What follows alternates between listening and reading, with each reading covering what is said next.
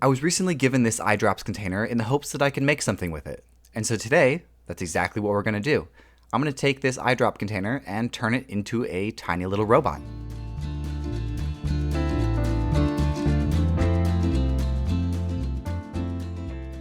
The first thing I do is I remove the label and clean everything up, and then take off the cap and the little drip top because I won't need those for this project.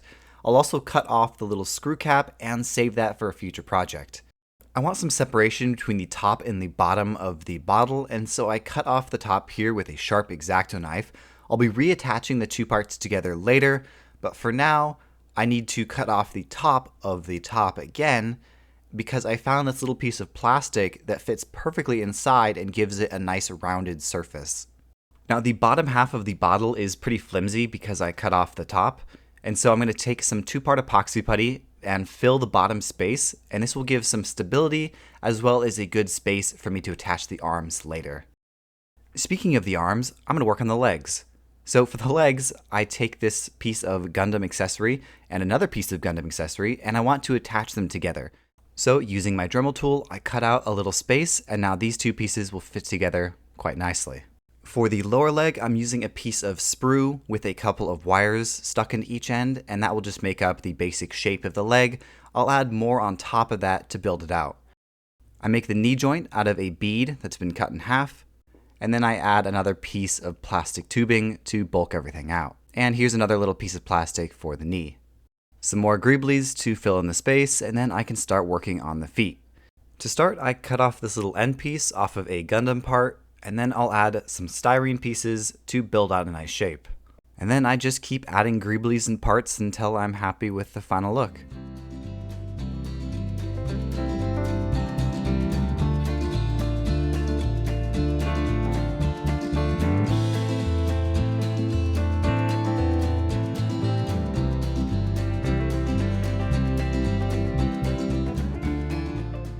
And there we have it, one fully complete leg and foot, and now I just have to build another leg on the other side to match.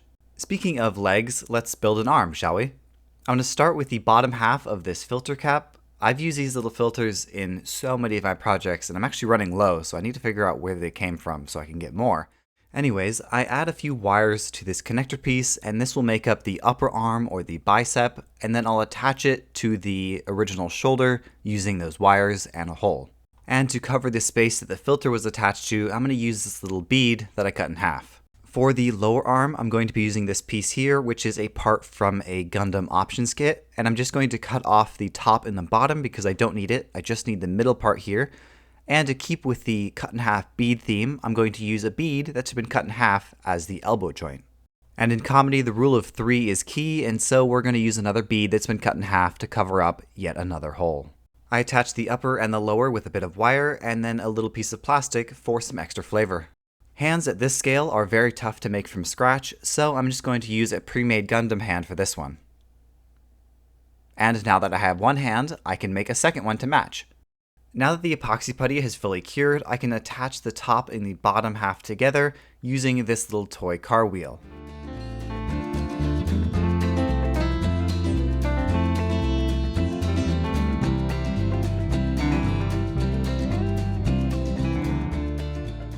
I'm going to be attaching the arms somewhere around here, but as you can see, there's a flat surface against a curved surface, which doesn't quite work. Also, in this configuration, the arm is really close to the leg, which I didn't want, so I'm going to take this little wooden half sphere, and I'm going to use that as a spacer to bring the arm out, and then also make the transition into the body a bit easier. So you can see it's still a flat surface on a curved surface, but with the help of my Dremel tool, I can contour the wooden half sphere into the right shape so it sits flush against the side of the robot. And a little extra flavor with this model airplane wheel. For the eye, I just drill a hole in the middle of the robot, and then for the eyeball itself, I'm using this piece of plastic with a couple of plastic cabochons glued to it, and I'm going to attach it like this. Eventually, I'll glue everything together, but for now, I'm going to keep it separate so that it's easier to paint. For the hip joints, I'm going to be using a few of those pieces of plastic that I cut off from the lower arm, add a spacer in the middle just to spread them out a bit, and then I can glue that into the pelvis that I glued on earlier. I pre-drill a few holes in the shoulder to allow the arms to attach later, but again, I'll keep those separate to make everything easier to paint. Now for prepping for paint, I put everything on my little paint stands, and then they'll get a coat of white primer. The main colors I'll be using are orange, gray, and white, and so I start by putting down the base colors with my airbrush, and then I'll move on to hand painting. I'm still very new to airbrushing, so I'm using these projects as practice, but I can feel myself getting better and better every time I pick it up.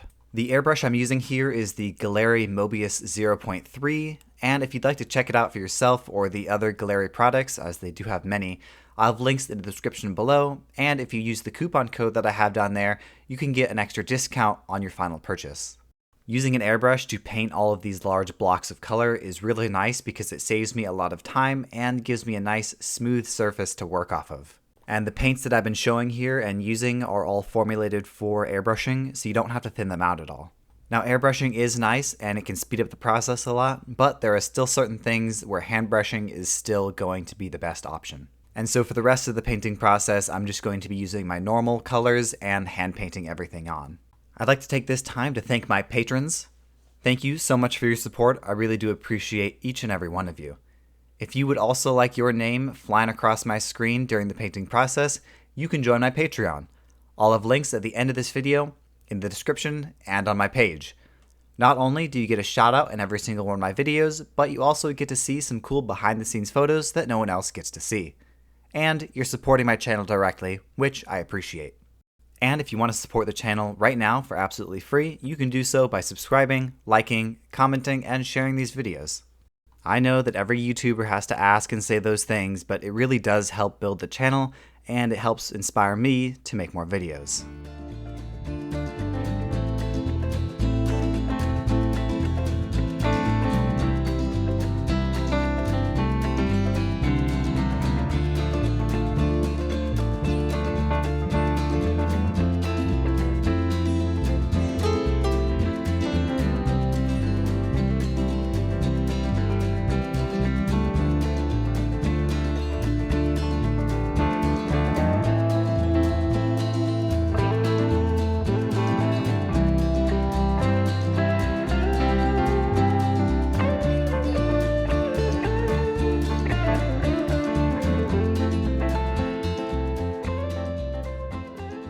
Now that the main painting is done, I can work on the weathering. I'm going to make it a really light weathering on this so that I don't cover up all of this nice paint that I did.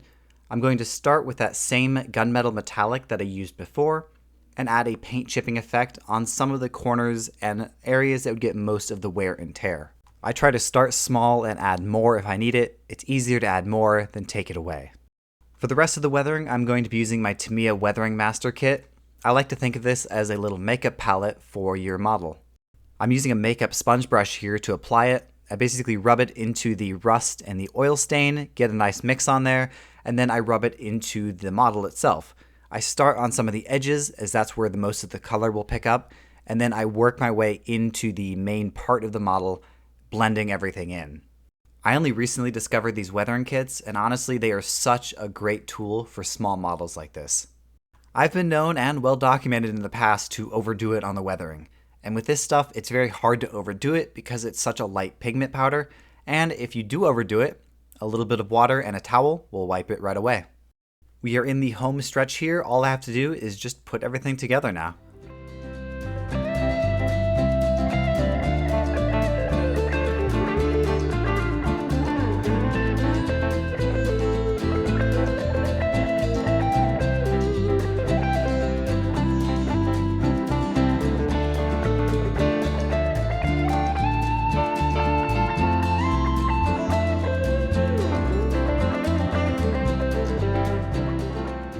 I attach the eye, and then I build a little stand off camera because he was a little top heavy and he kept on falling over.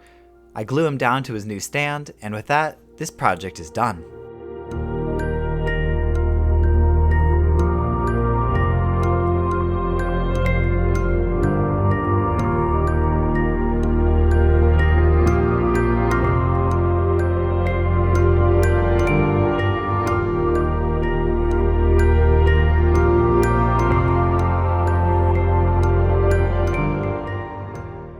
Thanks for sticking around till the end of the video. I hope you enjoyed. I had a great time building this little guy this week.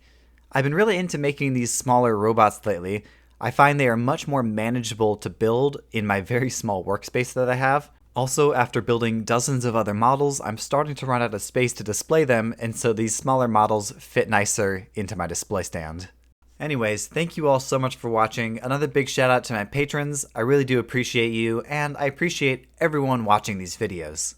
If you have any comments, questions, or concerns, put them down in the comment section and I'll try to get back to you. I do read every single comment, and I try to respond to them if I can. If you like this video, I have a bunch of other videos on my channel. I have over 100 to be exact, so if you are enjoying these, please check out my channel for more.